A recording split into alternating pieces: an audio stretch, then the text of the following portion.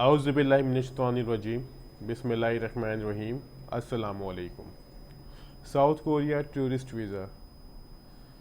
इस वीडियो में आपको बताऊंगा कि ऐसा क्या हुआ क्लाइंट के साथ, एप्लीकेंट के साथ, कि वो साउथ कोरिया के एयरपोर्ट से वापस पाकिस्तान आ गया, उसको एंट्री नहीं मिली। उस वक्त आपको ये बताऊंगा कि क्या साउथ कोरिया का वीज़ा हासिल करना आसान है इतना जितना यूट्यूबर्स ने और कंसल्टेंट्स ने बना दिया है फेसबुक पे और यूट्यूब पर। ये सब कुछ मैं बात करूंगा, लेकिन सबसे पहले मैं बात में करूंगा कि जो अगर आप साउथ कोरिया का वीज़ा अप्लाई करना चाह रहे हैं तो क्या उसके लिए इनविटेशन लेटर ज़रूरी है या नहीं। देखें, अब ज़रूरी नहीं है कि हर किसी का फैमिली मेम्बर या दोस्त अहबाब किसी दूसरे मुल्क में रहते हो। अक्सर ऐसे भी लोगों को मैं जानता हूँ जिनका दूसरे शहर में भी कोई बंदा नहीं है, यानी अगर वो जिस शहर में मुकीम है तो उनके सारे फैमिली अबाव अजदाद इसी शहर में मुकीम है। हाँ, उनके दूर दराज से कोई रिश्तेदार हैं, लेकिन वो फिर तो कैसे मुमकिन होगा कि दोस्त अहबाब या फिर कोई रिश्तेदार दूसरे मुल्क में मुकीम हो। मैं बात करूँ साउथ कोरिया की। अब ज़रूरी नहीं कि आपके पास, अगर आपने साउथ कोरिया का वीज़ा अप्लाई करना है, जैसे आपने एज ए टूरिस्ट जाना है या फिर आपने बिजनेस पॉइंट ऑफ व्यू से जाना है या फिर आपने किसी भी विजिट के लिए जाना है, तो आप वहाँ से इनविटेशन लेटर अप्लाई कर सकें, हासिल कर सकें। हाँ, एक ऑप्शन है अगर आप ऑनलाइन परचेज करते हैं, लेकिन इस बात की क्या श्योरिटी है, क्या गारंटी है कि वो जेन्युइन होगा। ऐसा जैसी कोई गारंटी नहीं है। तो लिहाजा आप साउथ कोरिया का वीज़ा अप्लाई करना चाह रहे हैं तो आप विदाउट इनविटेशन अप्लाई कर सकते हैं। अब लोग पूछते हैं कि इसके चांसेस कितने होंगे। चांसेस हमेशा 50-50 होते हैं। मैंने अक्सर ऐसे केसेस भी देखे जिनके पास इनविटेशन लेटर मौजूद थे, पोटेंशियल मजबूत किस्म के, उनके वीज़े भी रिफ्यूज़ हुए। और मैंने अक्सर क्लाइंट्स भी देखे जिनकी कोई ट्रैवल हिस्ट्री इतनी स्ट्रॉन्ग नहीं है, जिनके 7-8 दफ़ा का आपने देखी हो कि हमारे फेसबुक पे या यूट्यूब पर वीडियो में अपलोड किए, 8 दफ़ा वीज़ा रिफ्यूज़ था साउथ कोरिया का, उनको फिर भी वीज़ा मिल गया साउथ कोरिया, उनकी कोई ट्रैवल हिस्ट्री भी नहीं थी। तो यानी ऐसे भी कोई केसेस सामने एग्जाम्पल कोर्स हो चुके हैं। ये होगी बात कि आप विदाउट इन्विटेशन भी लेटर के वीज़ा अप्लाई कर सकते हैं। अब वीज़ा रेशो की बात की तो मैं हमेशा कहता हूँ कि आप जिस मर्जी कंट्री का वीज़ा अप्लाई करें, आपको वीज़ा के चांसेस 50-50 होते हैं। जिसकी सबसे बड़ी मिसाल हमारे लिए दुबई है। इस वक्त आपको पता है दुबई ने पाकिस्तान के लिए वीज़े बंद किए हुए हैं, आप दुबई नहीं जा सकते, वीज़े बंद हैं।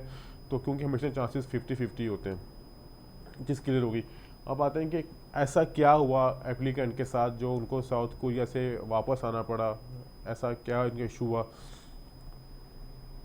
क्लाइंट ने वीज़ा हासिल किया साउथ कोरिया का, साउथ कोरिया चले गए, टिकट्स लेके, कंफर्म होटल बुकिंग लेके चले गए, एयरपोर्ट पे गए, उनका सब कुछ पाकिस्तान से सब कुछ क्लियर हो गया। एयरपोर्ट पे पहुंचे तो वहाँ के जो इमिग्रेशन स्टाफ ने था, कुछ आप ये समझ लें कि मेन चीज़ लैंग्वेज बैरियर हुई है। यानी जो लैंग्वेज है वहाँ पर कोरियन बोली जाती है, पाकिस्तान में अंग्रेज़ी या उर्दू बोली जाती है, पंजाबी बोली जाती है, सिंधी बोली जाती है, जो भी लैंग्वेज होती है, लेकिन वहाँ पर बोली जाती है कोरियन। और जो एप्लीकेंट थे वो इतनी समझ बूझ नहीं रखते थे कोरियन ज़बान के बारे में। तो उनका ये हुआ, जब उनसे पूछा गया कि आप यहाँ पर क्यों आए हैं, तो उन्होंने कहा मैं यहाँ पर एज ए टूरिस्ट आया हूँ।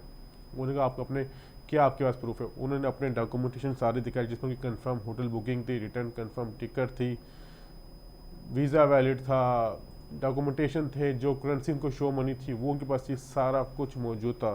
तो उन्होंने पूछा कि क्या आपका यहाँ पर कोई बंदा है, तो उन्होंने कहा मेरा यहाँ पर कोई जानने वाला नहीं है।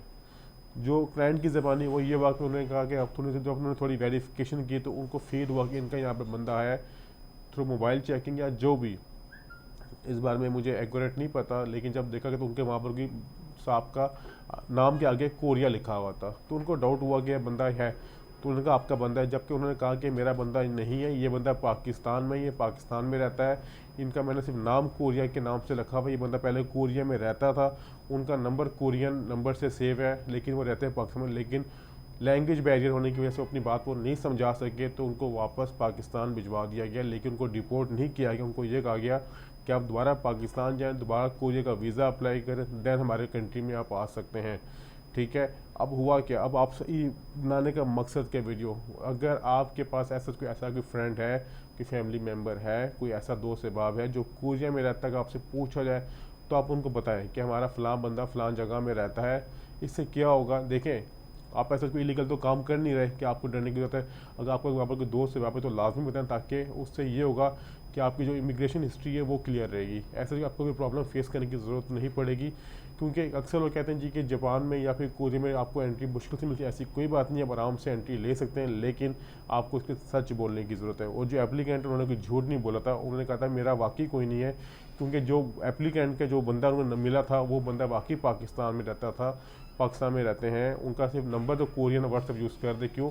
वो पहले कोरिया में रहते थे, वापस शिफ्ट हो गए, ऑब्वियसली उनके लिंक्स होंगे, लेकिन वो सब मौजूद वहाँ पर नहीं थे। तो ये थी इन्फॉर्मेशन मैं डिस्कस करना चाह रहा था, आपसे शेयर करना चाह रहा था कि साउथ कोरिया से रिलेवेंट कि वहाँ पर सवाल जवाब क्या हो सकते हैं, आपने वीज़ा के चांसेस कितने, और आपके विदाउट इन्विटेशन वीज़ा भी मिल सकता है। अपना ख्याल रखिएगा, बराबर लगा दोगी बहुत जल्द। बहुत शुक्रिया, खुदा हाफिज़।